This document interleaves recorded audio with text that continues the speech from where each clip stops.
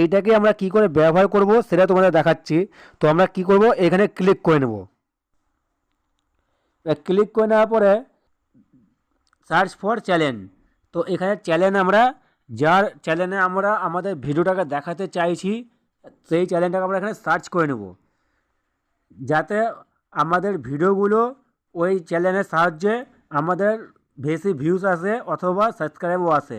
তো কি করে এখানে সার্চ করে দিলে কি হবে, আমাদের ধরো একটা উদাহরণ হিসাবে তোমাদের দেখাচ্ছি, ধরো আমার একটা চ্যানেল আছে, আমি সেই চ্যানেলটাকে সার্চ করে দেখাচ্ছি।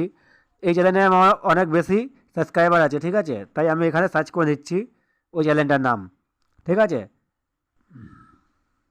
তো ওই চ্যানেলের নামটা আমি সার্চ করে দিলাম, তো দেখো এইখানে আমার চ্যানেলটা চলে আসলো।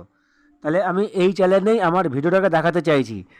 এই চ্যানেলে যারা আমার সাবস্ক্রাইবার আছে, এই চ্যানেল থেকে তারা যখনই আমার ভিডিওটা দেখবে ওখান থেকে আমার সাবস্ক্রাইবার কিছু চলে আসবে অথবা কিছু ভিউজও আমি পেয়ে